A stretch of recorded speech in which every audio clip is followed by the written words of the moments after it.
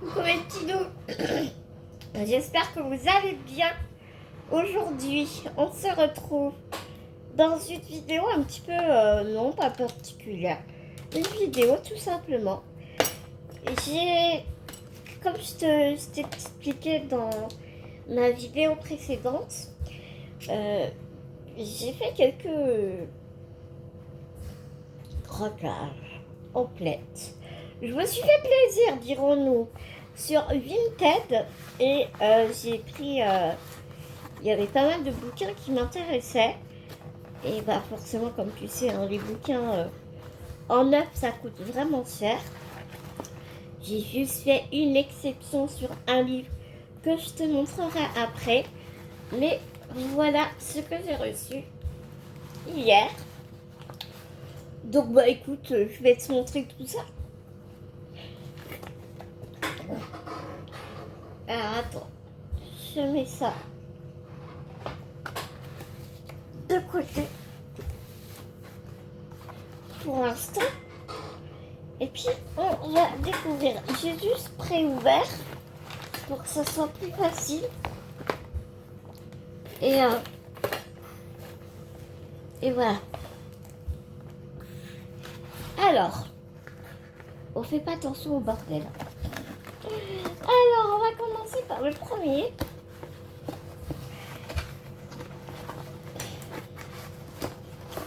C'est le premier livre de Victoria Mass que je t'avais présenté aussi pareil sur la vidéo précédente. C'est le Bal des Folles. Il est en super bon état. Voilà, un petit peu abîmé, mais vraiment c'est pas méchant. Donc c'est son premier bouquin à Victoria Mass. C'est le Bal des Folles de chez Albin Michel. On va y arriver. Regarde ce confort de lecture, quoi, c'est un truc de fou. On dirait que c'est un beau bébé, mais en fait il est pas si long que ça. Il fait 250 pages. 250 pages avec une écriture super aérée. Franchement, ça va être d'enfer.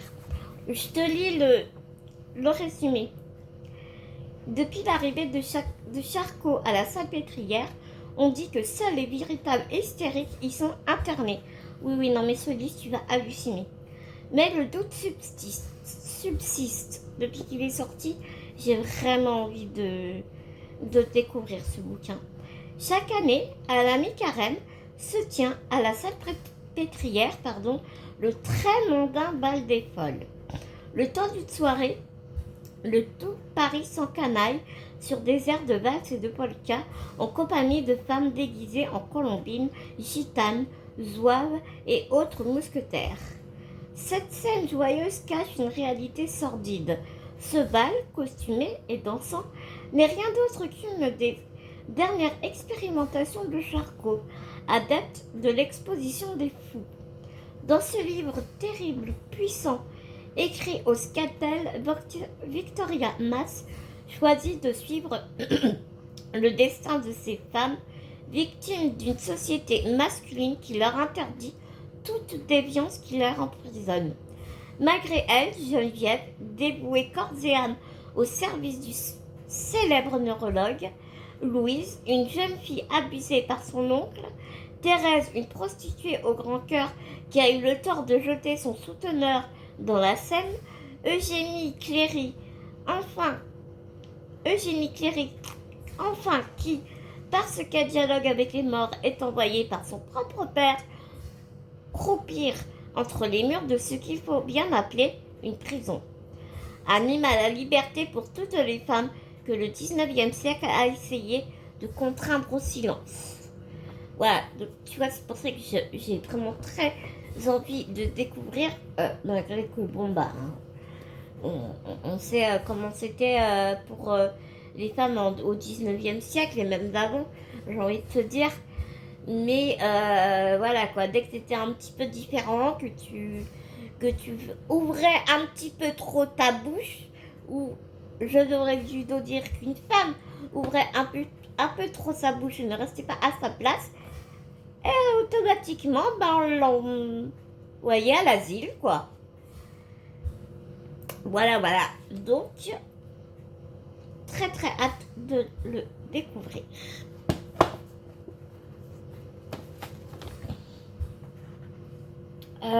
Oui. Le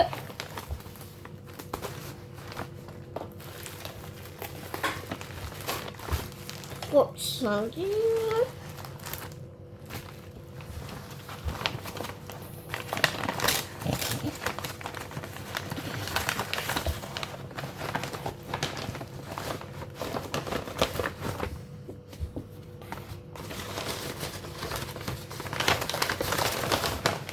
Super bien emballé, comme tu peux constater. Alors celui-là, c'est Séverine de la chaîne Il est bien ce livre qui en a parlé sur sa chaîne. Ici, on est toujours sur Albin Michel. Donc, tu vas pouvoir constater que là, j'ai quasiment pris que des brochets parce que je trouve que on a quand même une qualité de lecture, enfin un confort de lecture, j'ai envie de te dire, qui est beaucoup plus agréable, je trouve, quand tu vois que un brochet neuf, celui-là il coûte combien? Il coûte 20 balles, 20 euros. Moi je l'ai payé 3 euros sur Vinted. Enfin, voilà quoi. Il est juste un petit peu écorné ici, mais vraiment rien de méchant quoi. Regarde, l'autrice elle est trop belle. C'est Titi Newman et le titre c'est Chute libre.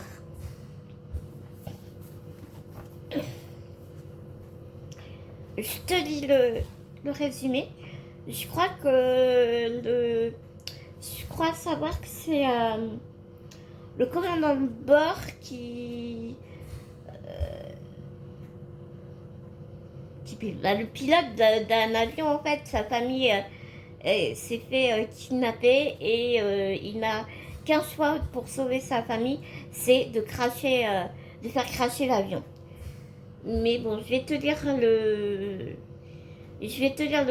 résumé et ce sera bien mieux expliqué que moi, je pense. Époustouflant et implacable, les dents de la mer à 11 000 mètres d'altitude. C'est Don Winslow qui a dit ça. Putain, il est lourd le livre. Hein. Vous venez d'embarquer parmi 144 passagers sur un vol à destination de New York. L'équipage vous a souhaité la bienvenue. Tout se passe bien. Sauf que, une demi-heure avant le décollage, la femme et les enfants du pilote ont été kidnappés. Et ça, vous ne le savez pas. Si le pilote veut sauver sa famille, il doit faire cracher l'avion. Bon vol. Franchement, je kiffe le résumé. On nous dit que Titi Newman est une ancienne libraire devenue hôtesse de l'air, a travaillé pour Virgin America et Alaska Airlines de 2011 à 2021. Elle a écrit une grande partie de ce roman pendant des vols de nuit, alors que les passagers dormaient. Best-seller aux États-Unis, numéro 1 au classement du New York Times dès sa sortie. Chute libre, dont les droits ont été vendus dans 20 pays, est en cours d'adaptation au cinéma. J'adore. Je kiffe. Un beau petit thriller en huis clos, franchement. Ça va être trop bien. Franchement, j'ai entendu le résumé et dit « Ah, je le veux !» Alors, ensuite...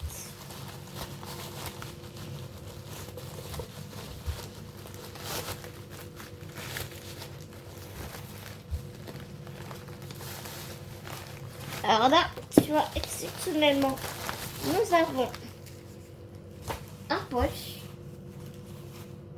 Parce que je suis en train de lire là... Oh, tous les trucs là.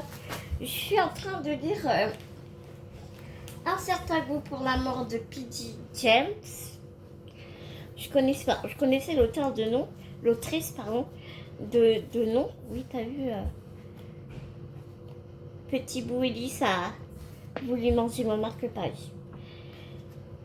Ça fait des années que j'entends parler de cette autrice. Et elle est très bien, elle est très très bien. Elle était anglaise. Mais je t'en parlerai dans une autre vidéo. Mais je savais qu'au début, j'ai un peu de mal avec sa plume. Et elle est très très... T'as l'impression de lire un polar suédois, quoi. C'est long. Et les descriptions, les machins, les trucs, je te dis pas. Elle te décrit tout. Elle te décrit tous les endroits, mais plus qu'il n'en faut, quoi. Mais par contre, tu vois que c'est quelqu'un qui a vraiment travaillé sur son roman. Elle s'est énormément renseignée sur les différentes techniques policières. Enfin, ouais, c'est une autrice qui m'intrigue, je t'avoue. Donc du coup, j'avais envie de lire un peu une autre de ses œuvres. Et donc j'ai pris Le Tueur de la Tamise. Livre de poche, c'est une édition que j'aime vraiment beaucoup. Parce que même si c'est un livre à poche, je trouve que on a quand même un assez bon confort de lecture, tu vois. C'est vraiment aéré, c'est espacé, la typologie est vraiment agréable. J'aime beaucoup les livres de poche. Par exemple, Pocket, j'ai un peu plus de mal. L'écriture, c'est tout serré. Peut-être que maintenant ils se sont améliorés au niveau, parce que je sais qu'ils ont réédité pas mal de leurs livres, mais je sais que je suis beaucoup plus confortable sur les éditions livres de poche que sur Pocket. Donc quand j'ai vu que c'était un livre de poche, regarde encore une fois, le dos il est pas cassé, il est en super bon état. Il est légèrement fissuré ici, mais c'était dit dans la description pour 1€, franchement. 1€ au lieu de 7,20€, ça ne me dérange pas.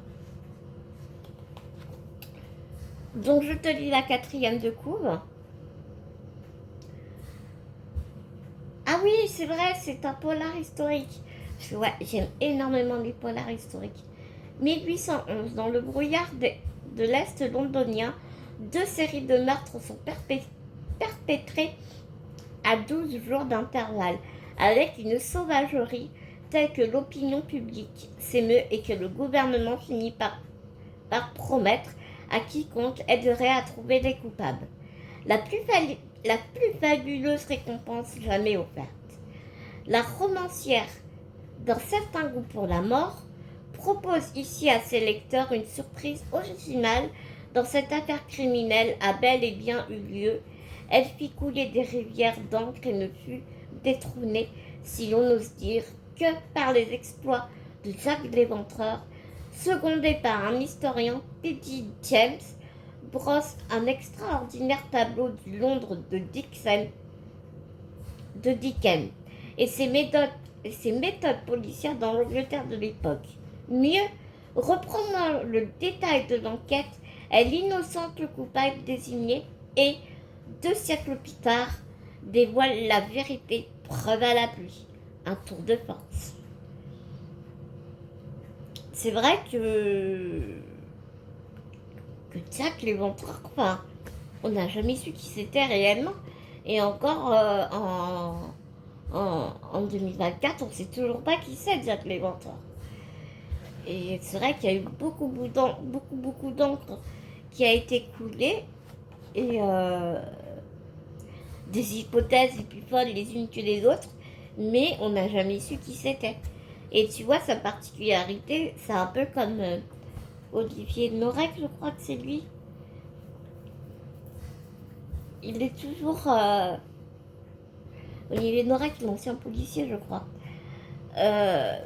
Ouais, c'est lui. Hein. J'hésite toujours entre deux. Mais je crois que c'est Olivier Norek.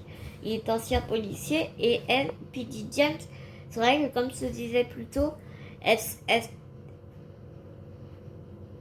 quand elle écrit ses bouquins, se documente énormément et elle s'entoure vraiment de personnes qui connaissent, qui savent ce qu'ils disent, quoi. Donc voilà, tu vois, pareil, très très hâte de le découvrir. Et lui, je t'en reparle un peu plus tard, quand j'aurai fini.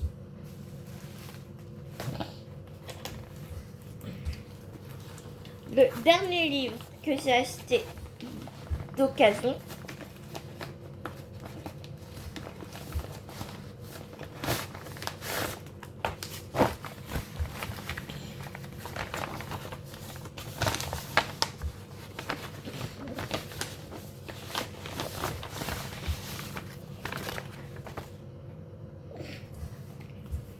c'est Arnaldur Indridason. Je trouve beaucoup de mal à, à prononcer son nom. C'est un auteur nordique que j'aime vraiment beaucoup. J'avais lu quand j'étais adolescente La femme en vert, je crois. Ouais, la femme en vert. J'avais vraiment adoré. Et c'est vrai que j'ai quelques bouquins de cet auteur. Et donc j'avais envie de me replonger dans sa bibliographie. Comme tu peux constater, il est en super bon état. Il est légèrement plié en bas, mais vraiment rien de méchant. C'est aux éditions Médaillé Noir. Aux éditions Médaillé. Je connaissais pas du tout. Je connaissais pas du tout cette maison d'édition. Mais bon, tu vois, comme quoi c'est bien de les prendre d'occasion. Excuse-moi, je cherche mes mots. Parce que tu vois, le petit bouquin là, t'as vu comme il est petit? Il fait 22 € contre l'Albin Michel que je t'ai montré tout à l'heure, qui est plus gros, plus grand. Il est à 20 € quoi. Et il fait... Bon d'accord, il fait 322 pages. Mais regarde, il est super aéré. Donc comme quoi c'est vraiment beaucoup mieux, je trouve, à mon sens, de prendre des bouquins d'occasion. Puis ça fait vivre les livres quoi. Enfin c'est... Voilà. J'aime bien. Je préfère en tout cas. Donc c'est un auteur islandais, Arnaldur Indridason, Le mur des silences. Et est traduit de l'islandais par Eric Bourri. C'est une maison dans laquelle les femmes ne se sont jamais senties bien. Les familles n'y sont jamais restées longtemps. Un médium dit même y avoir perçu une sensation d'étouffement. Pendant des travaux de modernisation, le mur de la cave s'écroule et un corps apparaît. Conrad enquête et met au jour des mystères anciens. Dans le même temps, il presse la police d'élucider le meurtre de son père, mais il a oublié qu'à l'époque, l'enfant qu'il était avait menti et il se retrouve soupçonné. Toujours dans une ambiance à la Simenon et avec Conrad, un héros ici très ambigu, moyennement sympathique, noyé dans l'alcool et la solitude, un roman noir magistral dans lequel le passé et les victimes oubliées ressurgissent. Un nouveau best-seller du roi du polar islandais.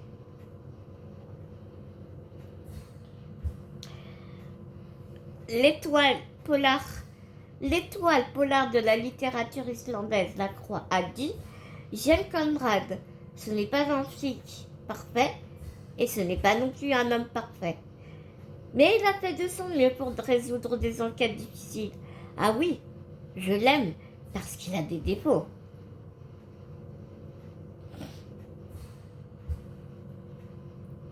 Ah oui, c'est Arnaldur qui dit ça. Et La Croix a dit l'étoile polar de la littérature islandaise. Arnaldur Indridason est né à Reykjavik en 1961, historien de formation, d'abord journaliste et critique cinématographique. Il se consacre à l'écriture à partir de 1997.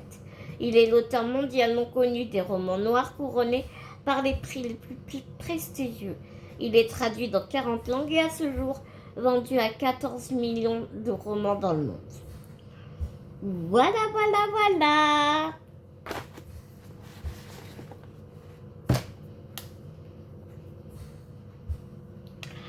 Et ensuite, j'ai fait une entorse dans mes achats de livres d'occasion. Je me suis pris sur Amazon le dernier livre. Et là, Macaro, grosse pensée pour toi. Franck Tillier, le nouveau Franck Tillier qui est apparu, qui vient de sortir, hein. Il vient juste de sortir. Son avant-dernier bouquin, c'était La Faille. Et là, j'ai craqué sur celui-là. Et comme je sais pas si tu sais, mais sur Amazon maintenant, même Amazon, même si tu as Amazon Prime, eh bien, il faut que comment te dire, il te faut 35 € d'achat pour pas payer les frais de port. Donc, comment te dire que j'ai craqué par un livre qui était dans ma wishlist, un petit polar historique. Mais tout d'abord, je vais te présenter le nouveau Franck Tillier, Norferville.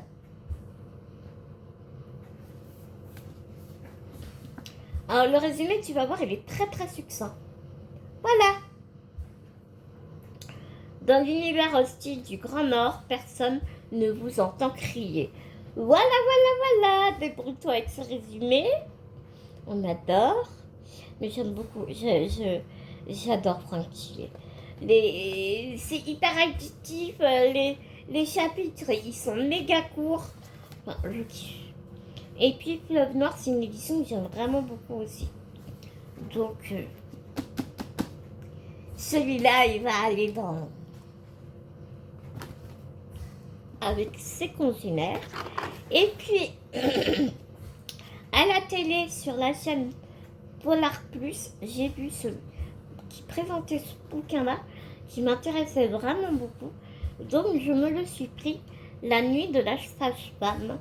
1803, La nuit de la sage-femme.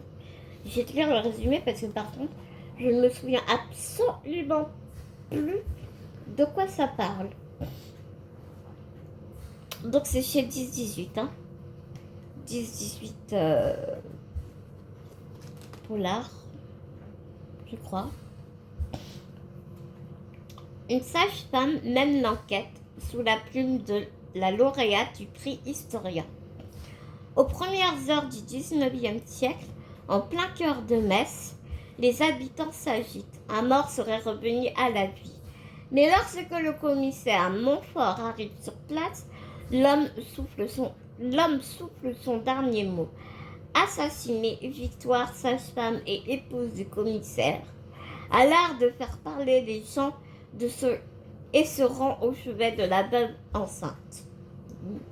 S'agit-il d'une résurrection, comme le soutient le curé de Sainte-Caire, ou d'un malheureux enterré vif pour masquer les détails d'une sortie d'histoire? L'arrivée inattendue de Madame de Staël, qui a un avis sur tout, met les autorités et toute la ville en émoi. Les Montfort mènent l'enquête, les gynécées aux arrière-cours, dans un monde social et politique en pleine ébullition.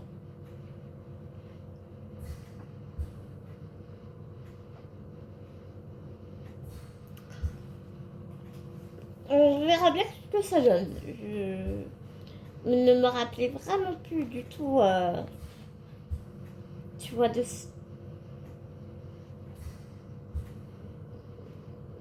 de quoi ça parlait, tu vois, mais...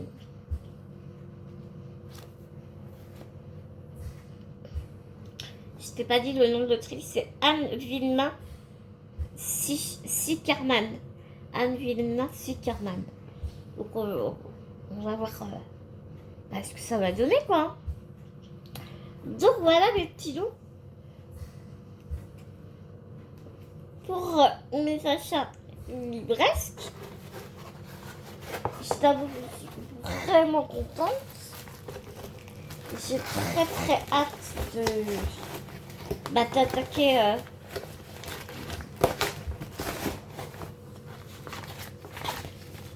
d'attaquer ces livres. Attends, je perds mes lunettes d'oxygène. Hop.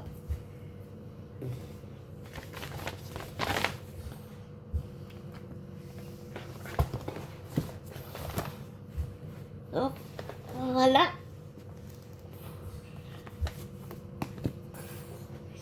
J'ai vraiment très hâte de commencer. Et bien évidemment, je te ferai un retour et je te dirai un peu mes ressentis de mes lectures, bien entendu. Sur ce, mes petits loups, je vous fais plein de gros bisounours.